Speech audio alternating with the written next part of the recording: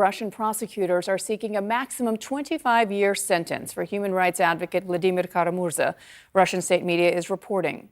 Kara-Murza, a top Putin critic who has survived 2 poisonings, was arrested nearly 1 year ago today after criticizing Russia's invasion of Ukraine, and he has been imprisoned ever since. Out front now with us, Evgenia Kara-Murza, the wife of Vladimir Kara-Murza. Evgenia, thank you so much for joining us. You called this sentence of 25 years in prison a high recognition of the effectiveness of Vladimir's work, and that is Vladimir Kara-Murza you're talking about, your husband. Speaking out against the Kremlin and this war, this is a sentence out of fear, you say. What is it that you believe the regime fears? Good evening, Diana. Thank you very much for inviting me here. Well, Putin's regime is built on lies, and the thing it fears the most is the truth.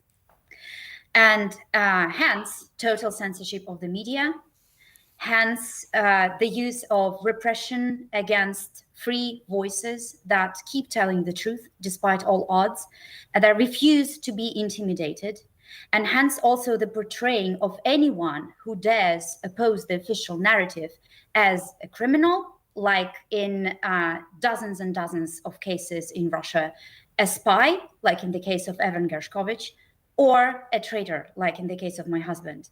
Actually, while asking for a 25 prison sentence for Vladimir, prosecutor Loktionov made a very revealing statement.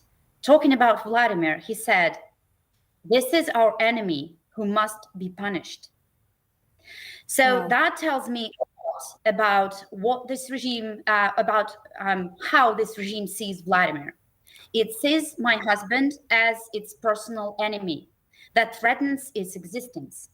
And I understand why, because for years, my husband has been involved in the advocacy for the introduction of targeted Magnitsky sanctions against human rights violators. The sanctions that include asset freezes and visa bans. And Russian officials have been very much affected by these sanctions. The fact that this regime sees my husband as an enemy, a personal enemy, is proven by the presence of 3 people on the Magnitsky list in Vladimir's case. One of whom is actually the judge. This is Sergei Podoprigorov, who sent Sergei Magnitsky in 2008 to unlawful detention, as a result of which Sergei died. This is the same man who is now trying my husband. He's been on the Magnitsky list for years. Can I ask you, Evgenia, because the Kremlin imposed these instruments of fear, as you call them, as warnings, really, for other people, including journalists. I mean, just look at Evan Gershkovich, and now you're seeing other journalists leaving the country. Are you worried that, at least in the short term, they may be effective in suppressing opposition and the truth? They're doing everything to suppress the opposition and to suppress the truth in the country.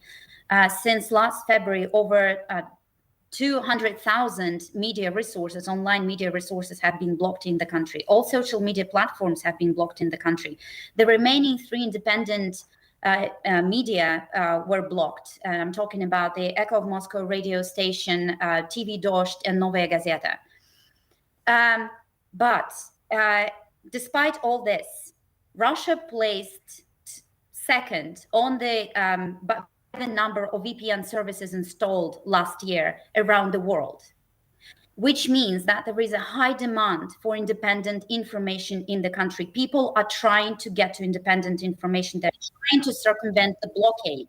Yeah. This is why it is so important to support the work of journalists, independent journalists who are creating content to counter propaganda.